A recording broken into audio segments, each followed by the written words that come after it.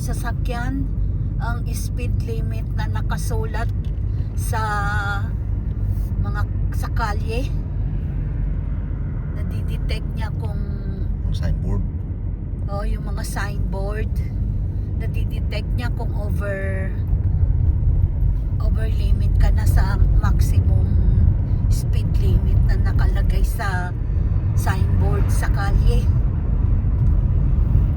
Pero sa Pilipinas hindi nadidetect. Ewan ko kung anong klaseng pintura ang ginagamit. Pintura yata sa nicho, kaya hindi nadidetect.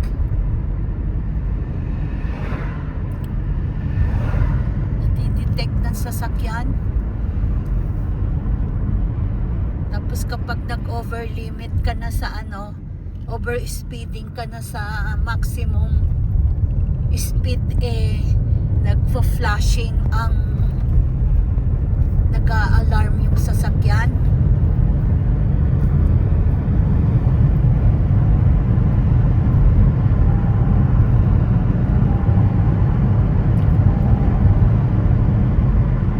Ayan, nag-a-alarm siya.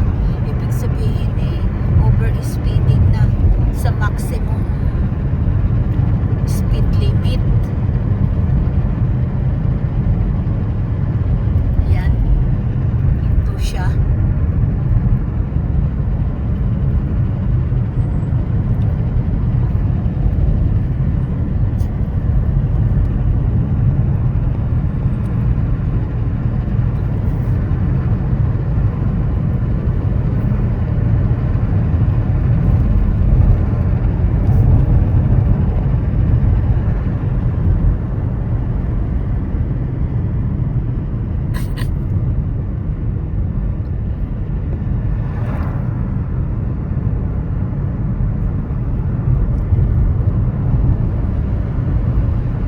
Kaya si husband, ang speed limit, maximum speed limit is 40.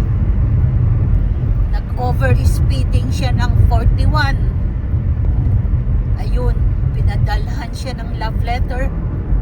Bayad ng 80 pounds plus seminar 1 day. Ito, tinatawag na roundabout, mini roundabout. Walang stoplight, pero hindi nagkaka-traffic.